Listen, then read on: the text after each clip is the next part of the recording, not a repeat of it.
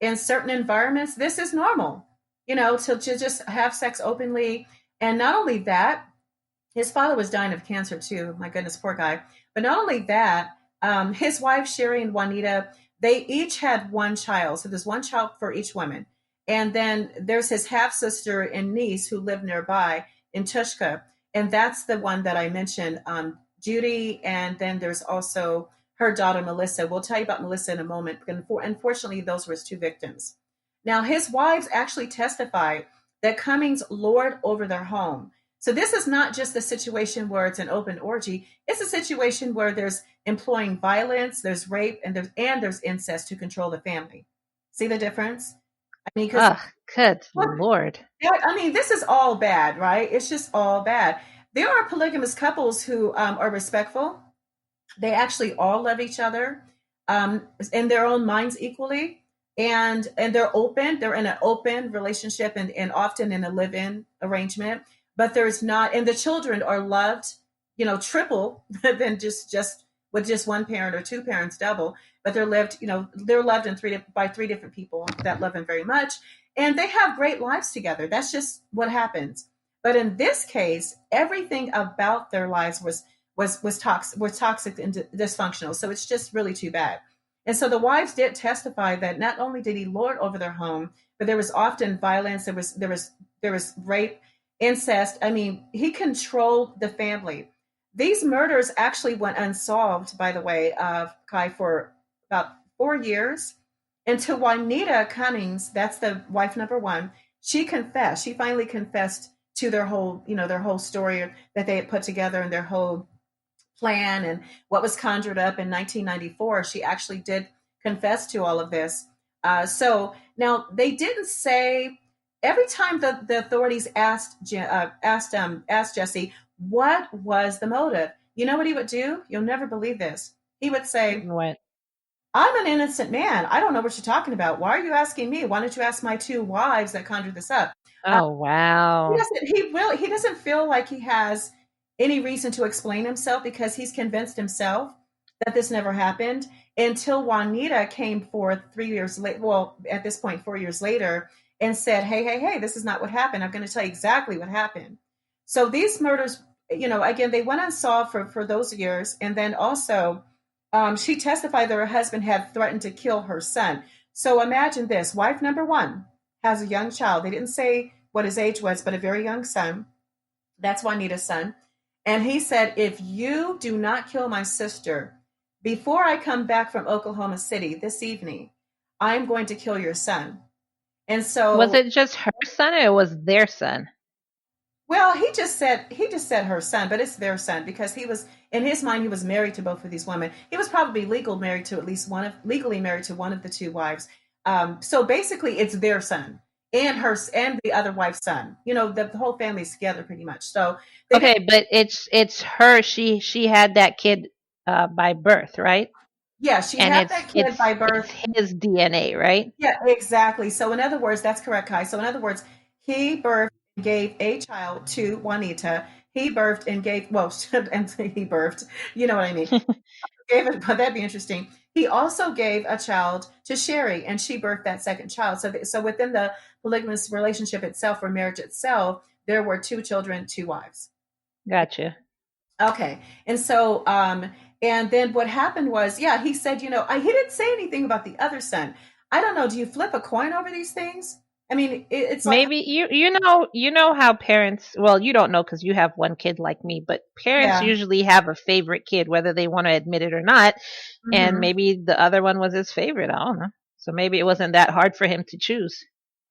Yeah, that's possible. By the way, I've done a poll with some of my friends that have more than one child, and they swear they would never, ever pick a favorite. But I know they do, because my own mother has two natural she has two children naturally. My mother, she has two daughters, because she has lots of adopted, daughters and sons and all of that, so to speak. But she had my sister and myself, and I know for a fact that I'm her favorite. As a matter of fact, everyone knows that. So, in this case, you would not want to be a favorite, though. If you were the other son or the son, it's not good. That's not okay. So yeah, he threatened to kill her son if she did not murder his sister. The wives also testified that Cummings helped the women to dump his sister's body. So she kind of told everything. So unfortunately, it took some years to get to the bottom of this because Juanita wasn't talking for a while. She just wasn't going to say very much for a while. So let's kind of go back a little bit to get a little bit more information about, how this, well, pretty much the murders themselves, like how they happened. And we don't really know why they happened. But now this is crazy. This is crazy.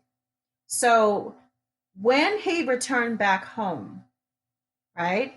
Mm-hmm. Well, actually, no, he murdered his sister first by gun. So he shot her a few times by gun. Okay. I mean, yeah, I guess he could shoot her with something else, but you're like, he shot her by gun. And like, when you usually say he shot her, that's usually the first thing you think about. Oh, well, he could have shot her up with drugs, right? I mean, but then you would have said shot her up. You wouldn't have been like, he shot her with drugs. Like,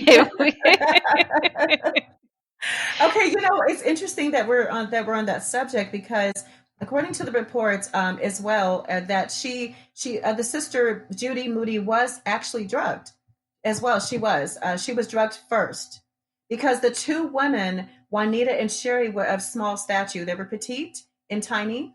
So they just weren't able to drag this woman around like this and do all of these things, so that is an interesting point. But yeah, she was drugged and then she was shot.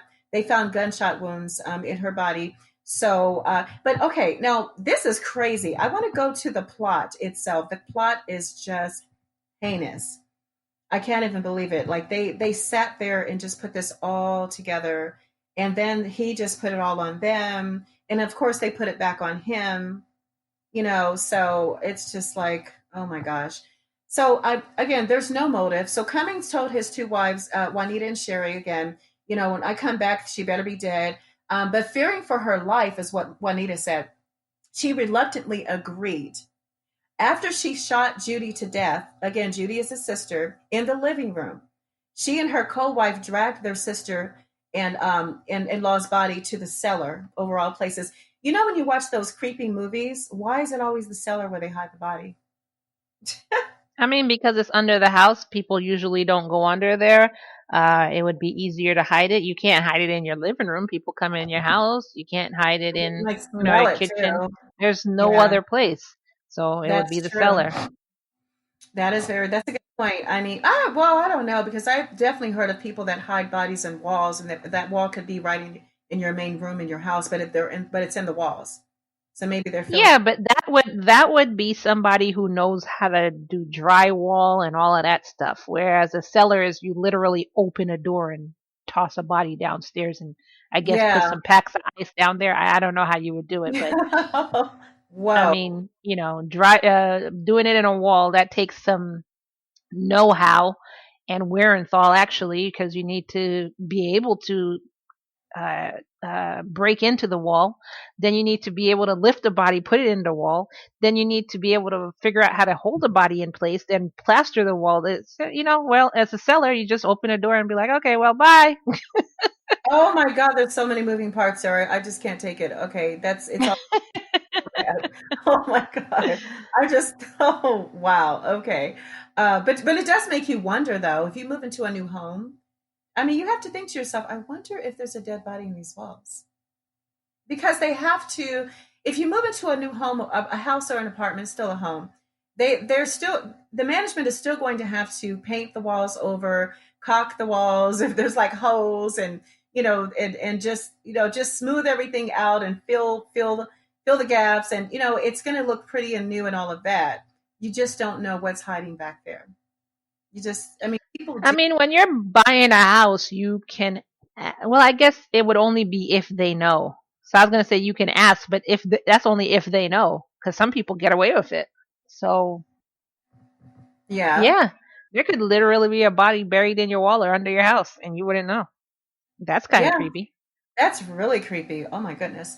Well, so as far as this goes, imagine you have an accomplice and you really don't, at first you're not even really convicted for both murders because you blamed it on your wife. Isn't that ridiculous? What So a douchebag. that's crazy. So at first Cummings wasn't convicted. In fact, but then he was convicted for the murder and molestation of his niece, though his 11-year-old niece Melissa. That's Judy's daughter. Her Like I body. said, what a douchebag. Yeah, I know. Yeah, the whole town to this day, they really haven't gotten over that because this is a nice, quaint town where everyone knows everyone.